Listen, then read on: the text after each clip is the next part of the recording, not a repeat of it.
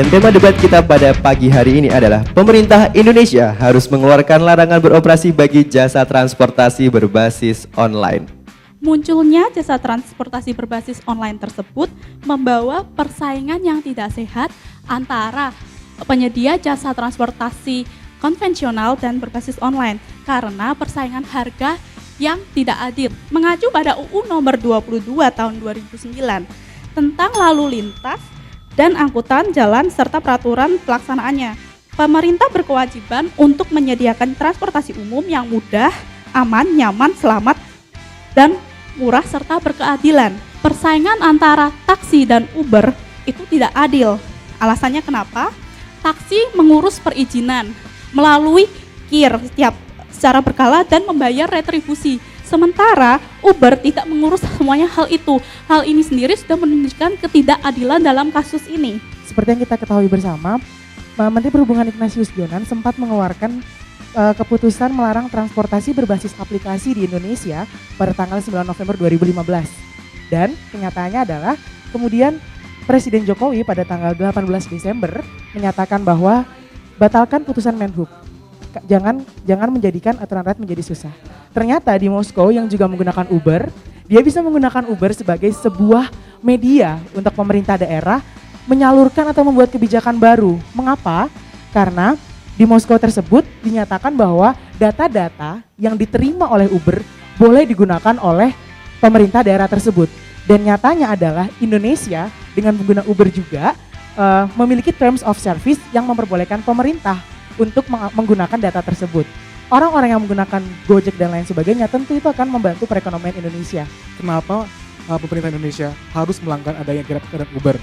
Hal tersebut adalah Uber dan GrabCar bisa invasi privasi.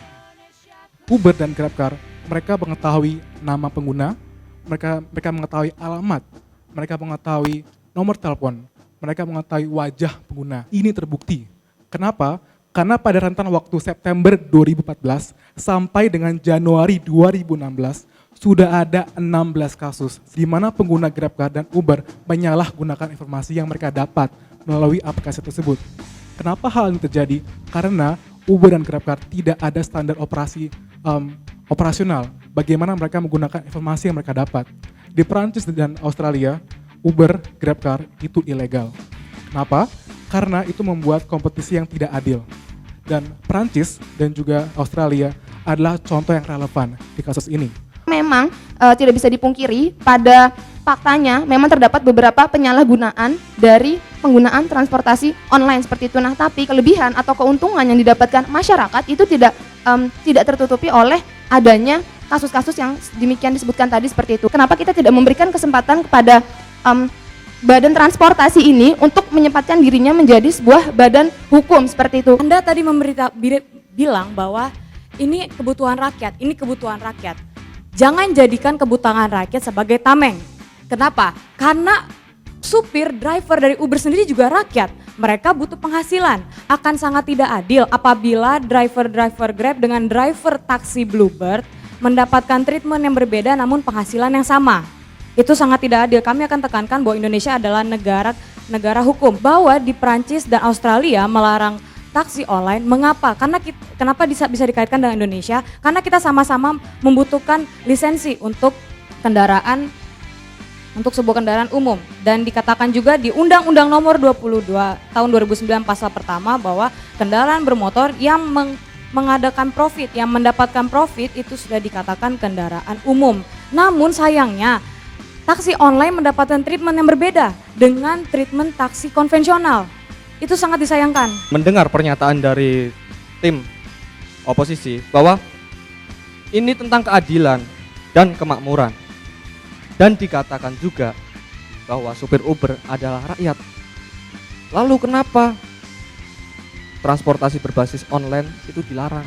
Mereka sama-sama rakyat. Nah, di sini juga transportasi online merupakan kebutuhan masyarakat yang harus kita penuhi.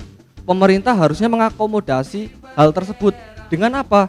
Dengan pemerintah mengatur regulasi lebih lanjut untuk bagaimana kebutuhan masyarakat akan transportasi online tersebut didukung dan dilegalkan oleh pemerintah.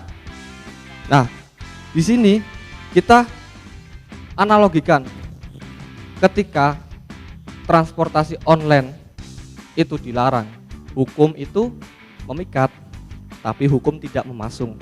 Sekali lagi, dengan adanya poin-poin tersebut, kami dari kelompok kontra sangat-sangat tidak setuju apabila adanya pelarangan terhadap transportasi online atau Uber atau Grab Car sesuai dengan apa yang seharusnya.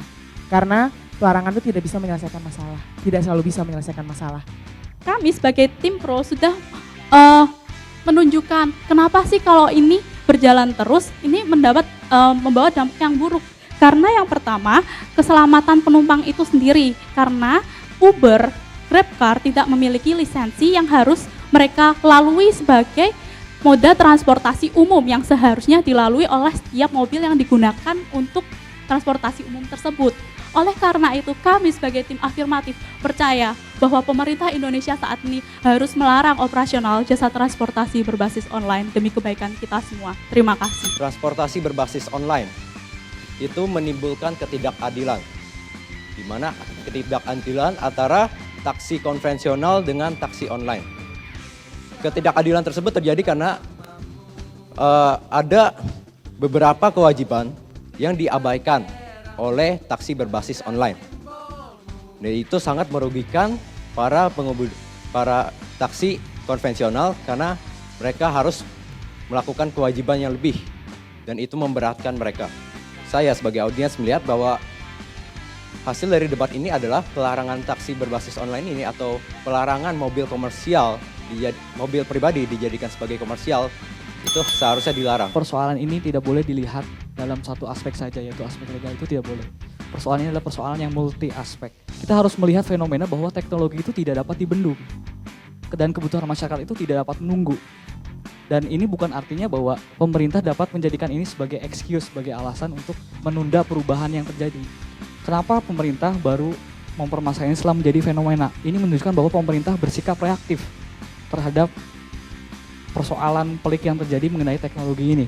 Kemudian mengenai inovasi, justru dalam hal inovasi ini kita harus menyesuaikan terhadap teknologi itu, bukan memaksa teknologi untuk menyesuaikan kepada kita. Sekali lagi, inovasi tidak dapat menunggu, kebutuhan masyarakat tidak dapat menunggu, dan sampai kapan kita akan berparadigma seperti ini.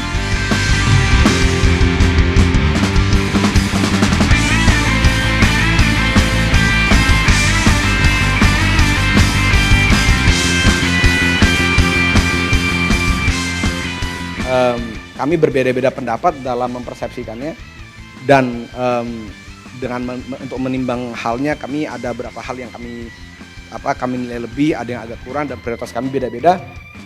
Dan akhirnya dengan keputusan 2 lawan 1, maksudnya 2 juri lawan 1, itu kami memberikan kemenangan kepada tim Merapi.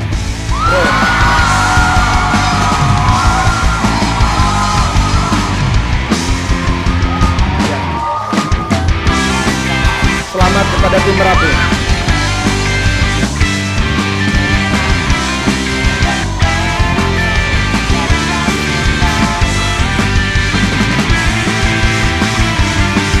Akhirnya setelah persiapan semalam suntuk, kami tim Merapi memenangkan debate competition ini. Merapi! Pemimpin sejati.